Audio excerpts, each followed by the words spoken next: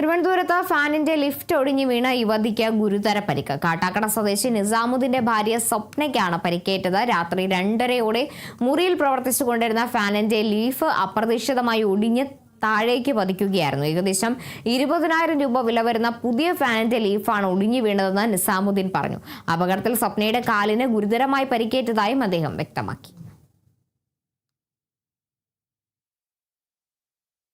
ഇത് കൂൾ എന്ന് പറയുന്ന ഒരു കമ്പനിയാണ്, KUHL കൂൾ എന്ന് പറയുന്ന ഒരു കമ്പനിയുടെ ഫാനാണ്. ഏകദേശം 20,000-ഓളം വിലയുള്ള ഒരു ഫാനാണിത്. വൈഫിൻ്റെ കാലിൽ ഞാൻ നോക്കിയപ്പോൾ നല്ല വേദന അനുഭവപ്പെട്ടു. കുറച്ച് കഴിഞ്ഞപ്പോൾ നീര് വരാൻ തുടങ്ങി കാലിൽ. ഉടൻ തന്നെ ഞങ്ങൾ നേരെ ഞാൻ വൈഫിനെ കൊണ്ട് കിംസ് ഹോസ്പിറ്റലിൽ കൊണ്ടുപോയി. 2 കാലിലും ഇത് നീര് ഭയങ്കരമായിട്ട് കൂടിയെന്ന് പറഞ്ഞു. ഈ സെയിം ഫാൻ മാത്രമേ മാറ്റിത്തരാൻ പറ്റത്തുള്ളൂ. ഞാൻ പറഞ്ഞു ഈ സെയിം ഫാനിൽ ഇനി എനിക്ക് വിശ്വാസമില്ല. ഇത്രയും വലിയ സംഭവം ഉണ്ടായിട്ട് എനിക്കതിൽ വിശ്വാസമില്ല.